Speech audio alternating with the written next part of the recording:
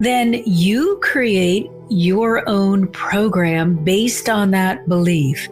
And that's what you use to guide you in the world.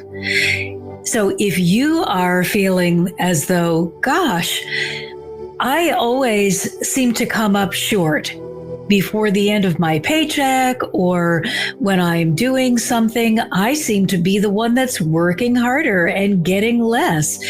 It could be because you're holding on to that limiting belief that says there's not enough. And if there isn't enough in your belief system, you are going to make sure that becomes your reality. I think the most important thing we need to remember is that our reality is not something that is already set that we have to deal with. It is something that we are continuously manufacturing as we go forward.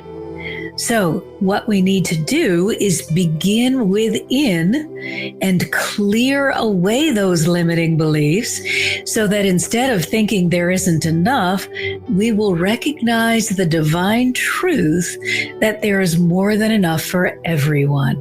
And that way, when we come to a situation, we'll bring the understanding that there's more than enough, and that's what we will end up interacting with.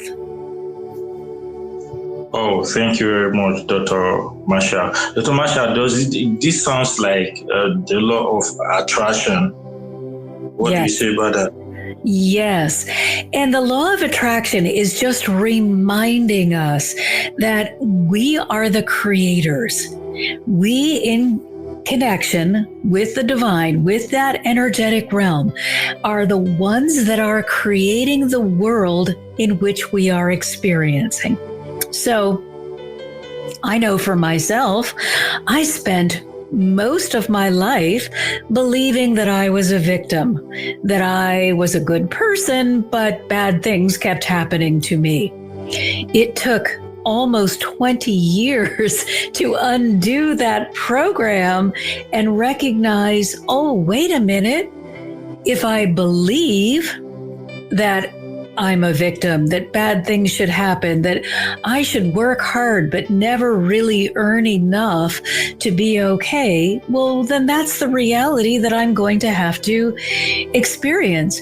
So if I want a different reality, I have to change the energetic blueprint I'm sending out into the universe. So we must always begin within, take a look at what is our subconscious programming? What do we think when we go offline, when we're just kind of buzzing along in our lives? What are we thinking? How are we feeling? What are we expecting? Once we understand that, we can then say, okay, I'm really programming a tough life. And that doesn't feel good. So I'm going to take away the program that says, I'm not good enough, there's not enough, I don't deserve this, and I'm going to replace it with something that is in alignment with my highest good. I really think it's important that we remember that we don't just take out our old program and then keep a big empty hole. If you want to take out, I'm not enough or I'm not worthy, make sure you are replacing it with, I am a child of the divine. I am more than enough. I deserve wonderful things, and I am opening my heart to receiving them. So it's always release and replace. In the nutshell, it means taking away negativity, replacing them with positivity, positive energy. Yes. Okay. And you seem, when you talk about the divine, you seem a believer, Christian, a Christian. Well, let's take away all of the labels and just say, I align with the Creator, whoever that may be for you or for anyone else. This is not a religious way of thinking. This is just an understanding that there is a force greater than we are that has created this world in which we all live. And when we align with that force, we are more able to live a life that feels good. When we keep ignoring that source, we have a much more difficult time. Yeah, how do you relate with people who don't believe that there is a higher power? I generally show them all the miracles that are happening all around each one of us continuously, and then ask them to really search their hearts and say, do you believe it is possible for these beautiful synchronicities, for this miracle that is life? Do you believe that it could be possible without a loving Creator? Can we live in a void and still have such beautiful harmony, be able to sustain this way of being, be within a world ecostructure that supports itself, and yet there's no intelligence that is helping us get all of this to continue. It just isn't probable that we are doing this by ourselves. And if we really want to look at our own physical bodies and be realistic, we understand that we have an autonomic nervous system, but even that is not running without command. It is being orchestrated by the divine. No matter what you want to call it, that really is not important.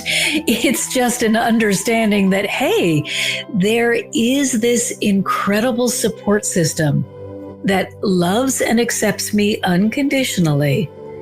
And they love me so much that they want to see me receive my highest good. They want to support me in my journey of expansion and enlightenment. They want to see me win. Yeah. Thank you so much, Dr. Marcia. Dr. Marcia, I want to ask, I'd like to know your background, maybe how you grew up, your transition, development, and how you became known as the heart healer. Sure thing. It was a long journey. Gosh, lots of falling off back into an unconscious state. So people always ask me, gosh, did you always know that you could talk with angels? And I would love to say, oh, yes, I was perfectly aware of their presence and I used them comfortably throughout my life. But the truthful answer is no. I had no idea that this rich inner life that I enjoyed was actually communication from beings that had my highest good in mind. I just thought I had a really good imagination. And as I grew, I pulled away from all of that, and it became something that I would reconnect with, maybe through a movie or through a book. And I spent a lot of time saying to myself, oh, I just wish this was real. I wish that we had these kinds of fabulous energies that wanted to support us and guide us. I wish that we had some control over our lives and the way that things worked out. But gosh, I just really see myself as a victim, and there isn't much I can do about that. So I'll just try to be a good person, but I don't expect many good things to come to me because I haven't experienced that regularly. So I'm going to assume that bad things are going to come, even though I'm trying to be good. Now,